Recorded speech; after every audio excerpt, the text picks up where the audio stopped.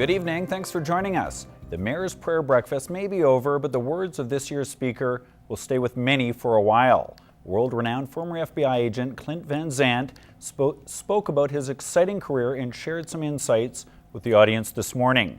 Kathy Lee has the story. He has worked with both U.S. and international counterterrorism teams, and he has been the primary hostage negotiator. Clint Van Zandt has lived a life many would say only happens in the movies. I worked in the so-called Silence of the Lambs unit, doing profiles of serial offenders, be they arsonists, rapists, serial killers. From FBI agent to hostage negotiator to a psychological profiler, he's been put before countless crisis situations. Much of my career, things that I said, things that I did, whether somebody lived or died, depended on that. There's an exciting element about that, but there's a tremendous responsibility that you have to take on. Van Zandt has traveled the world lecturing and working. Some of his most interesting experiences unimaginable. I'd be down on a log canoe on the Amazon River trying to find a kidnapped American who was held hostage deep in a jungle, realizing if that log canoe flipped over and whatever was in that water ate me, there would be no idea whatever happened to me. Speaking at a mayor's prayer breakfast this morning, a Christian believer, Van Zandt says faith has played a prominent role in his work. I was able to balance a faith and a job together to have the successes and a few failures that I had too. Summing it up, Van Zandt's message to the audience surrounds the tenacity of the human spirit. If you have a dream, if you have a goal, you don't give up. You do what Churchill said, never, never, never, never, never give up. And I think if you do that, if we all do that, whatever your goal is, you have a chance of reaching it. Thank you. And for those who've missed him, Van Zandt's life can be recalled in his recent book. Kathy Lee, Newcap News.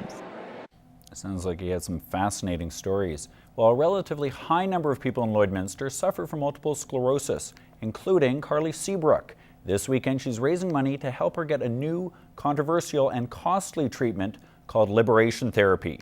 Shauna Roshuk has more.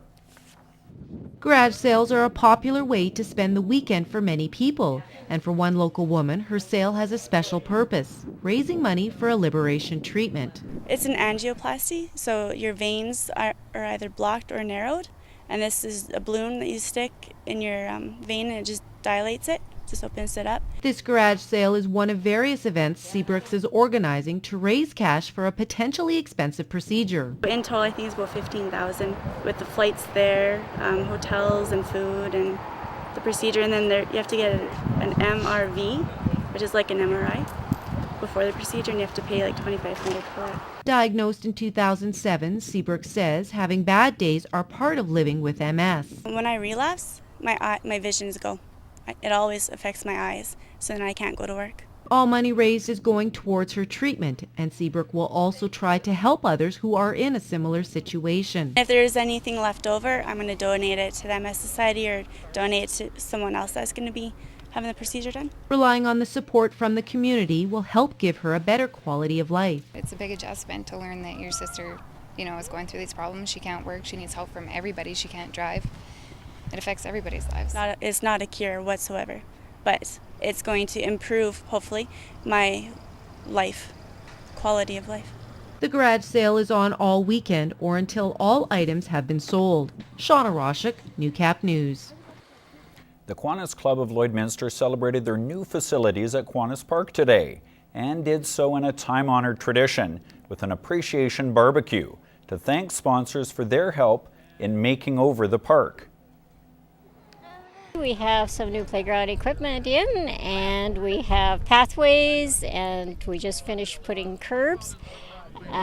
So we decided to call the community for free burgers and hot dogs. Gallant says the community response has been amazing. We've been getting wonderful reviews. People are emailing me and the city, and when we stop by, parents are always coming forward and saying thank you for the equipment, thank you for the pathways. It's so easy to push strollers, and for anybody with wheelchairs, they just find this is really, really wonderful. The club is still hoping to raise cash for a few more items for the park, including a gazebo and new benches. It was a war of words, a war of winless teams rather, last night at Armstrong Field. The Lloydcomp Barons were hosting the Wainwright Commandos. One team would walk away with their first W of the 2011 campaign, while the other would drop their third straight.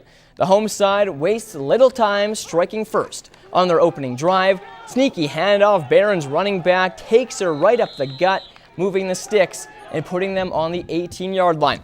Next snap of the ball, and Caden Eberitz hands it off to Jordan McCormick, and that's good for 6. Couldn't get the extra point. It's 6-0 at that point. Later in the first, Commandos, they answer. 1st and 15 thanks to a penalty, and no worries for Wainwright. They air it out wide. Number 13, Connor Mills, takes it home. Commandos get the extra point, and they go up 7-6. Look at him rumble. Wide open spaces. It was just the start of the Commandos' full-on air attack. In the second, left side, strong side, Justin Panzer takes his turn, and this time he runs it in. The Barons block the extra point. 13-6 visitors heading into the half. Jump to the fourth. Now 14-3 Commandos. Barons defense, well, they're hard at work. An unnecessary roughness call, though, set the Commandos up. The Barons hold McCormick back, but they couldn't complete the goal line stand. The Commandos thread the needle, and the fans loving it. This one ends 21-13 for the visitors. The Barons weren't the only Lloyd team in action, however. Holy Rosary was up in Bonnyville, where they stayed perfect on the year, improving to 3-0 with a 41-6 thumping of the Voyageurs. The Cold Lake Royals also picked up their third win of the year last night, crowning the St. Paul Lions 19-8. Moving along to the Bantam ranks, and the Lloyd Mustangs, coming off a 27-all tie in Week 1, destroyed the Wainwright Commandos this afternoon, to say the least, 91-12. Yes, 91 points put on the board. Was there any defense? Yikes. The Lloyd Chargers were up in Cold Lake to face the Royals. I do not have a score to tell you about at this time. All right, after sweeping the Bobcats last weekend in a home-and-home to jumpstart their season, the Bonnyville Pontiacs were hoping to keep their winning ways going last night in Drayton Valley. But it was the Thunder, however, in and rattling the Pontiacs' kitchen through 40 minutes. However, the third was all Bonnyville. Laser show. The Pontiacs lit the lamp 4 times in the final frame to bounce back and silence the Thunder 4-1.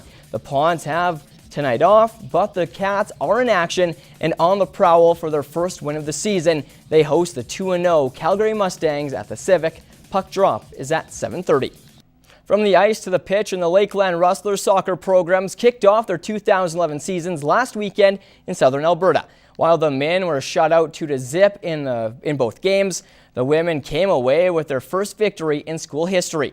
After dropping a 1-1, the ladies were back on the field today looking to rebound against Mount Royal in their home opener. But the Cougars pounced on the Rustlers early and didn't let them get back up as they blanked Lakeland 4-0. The men, they also hosted the Cougars this afternoon in their first home game of the season. Mount Royal mauled the Rustlers 4-1, and that was the final. They fall to 0-3. And that's all the time we have tonight. Have a good evening, everyone.